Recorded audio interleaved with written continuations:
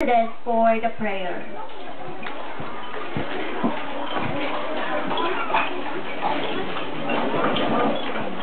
In the name of the Father, and of the Son, and of the Holy Spirit. Amen. Almighty Father, as we gather today to reaffirm our commitment to good nutrition, we praise and thank you for the gift of service, the needy, particularly children and women. Lord God, we humbly seek your mighty hand for greater wisdom and our transformation into a unified and strong force that will continue to do good and what is right for the country's food, nutrition, and healthy security. Reward us, Lord, with real motivation to pursue and achieve lasting contributions to the cause of nutrition, so that your will for all helpless children and women and other Filipinos be done. All this we pray to you in Jesus' name. Amen. In the name of the Father, and of the Son, and of the Holy Spirit. Amen. Thank you, Nicole.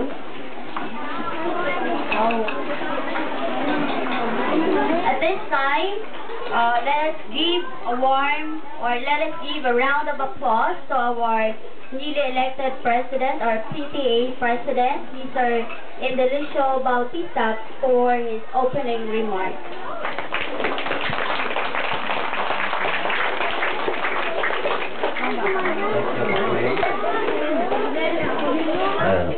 Thank you, Ma'am Wing. To our beloved friends, Father, good morning.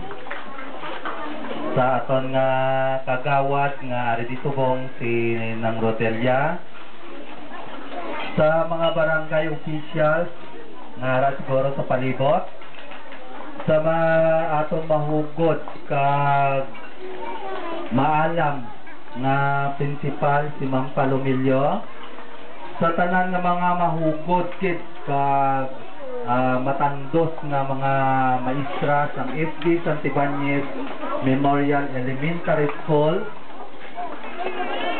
sa mga ginikanan nga diri subong nanay kag tatay, sa mga estudyante,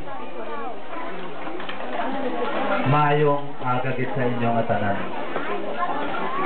Subong aga gina-celebrate naton ang aton nga launching of feeding program 2011. Kag this is the first time siguro nga natabo nga nag-launch kita sa aton nga feeding program sa sining eskwelahan. Through the effort ng aton mapinalanggaon kag natutong nga principal si Ma'am Palomilio. Mga parents, una nga ginahambal ko sa inyo, dapat gid naton isuportar ang aton nga feeding program, suportahan tagit ini tungod ini nationwide, so that na iwasan naton ang aton mga kabataan na maging malnourished. As of now, siguro dire sa aton nga school last year kami naging mass feeding tungod sa mga malnourished na about 40 siguro sa mga kabataan. Pero we hope so na this year na madulang na inak kag maging healthy na gid ang aton mga kabataan. So parents, hindi gid ninyo pagpabayaan ang aton nga feeding program kay ini isa ka buluhaton nga sa diin ang aton mga kabataan maging healthy kag hindi maging malnourished. Kag magabawas-bawas siguro na sa gasto sa aton nga gobyerno, no? Kay kung damo aton mga bata nga mga malnourished, nagagasto ang aton gobyerno para sa mga kabataan naton nga malnourished. So sa subong aga magapadayon kita sa aton nga feeding program kag ini siguro i-download ko na nila ini sa YouTube. So everybody happy? Okay. God is good nga ginatagan niya kita sa maayong atimpo kag pasalamat kita nga arin si Father Melvin nga nagapadayon sa paghatag sang spiritual advice sa aton. Siya ang aton amay sa pagtuo. So Good morning everyone, sa mayong aga sa tanan. Thank you very much, Mr. President, for that opening remark.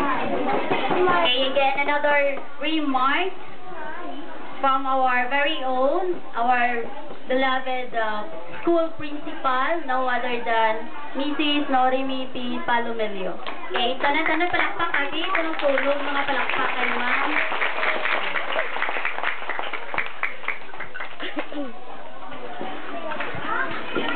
Saliwat bayad-ayad nyaga kaninyo tanan.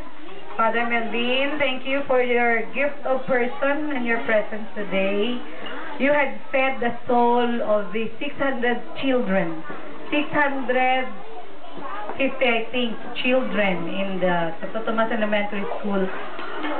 For this day, it is also our launching of our feeding program.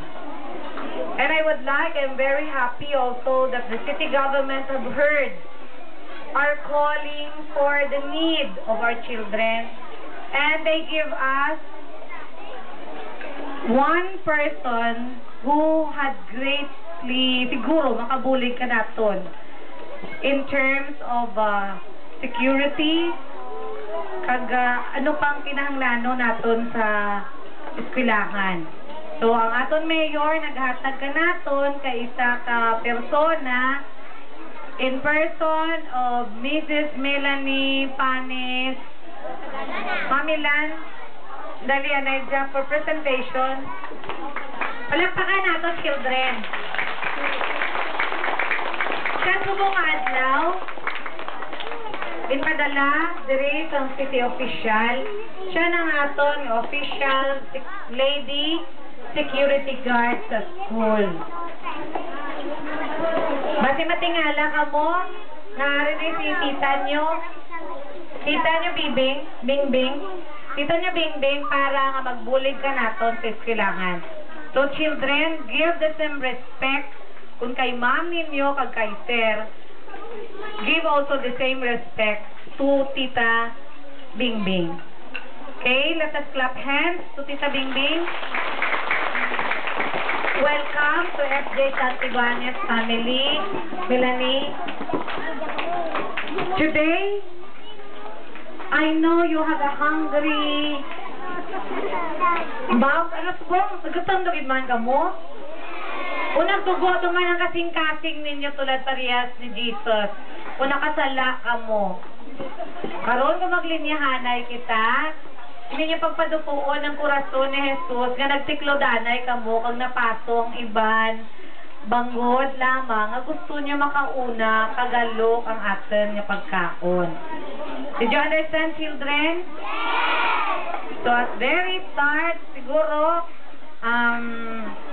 I would like to congratulate all the parents who are here today for they have answered the call. Makinahanglanon na mo ng andabulig, and Father, this is only one testimony na nagapakita ang taga-tutumas really have a great support sa eskwelahan.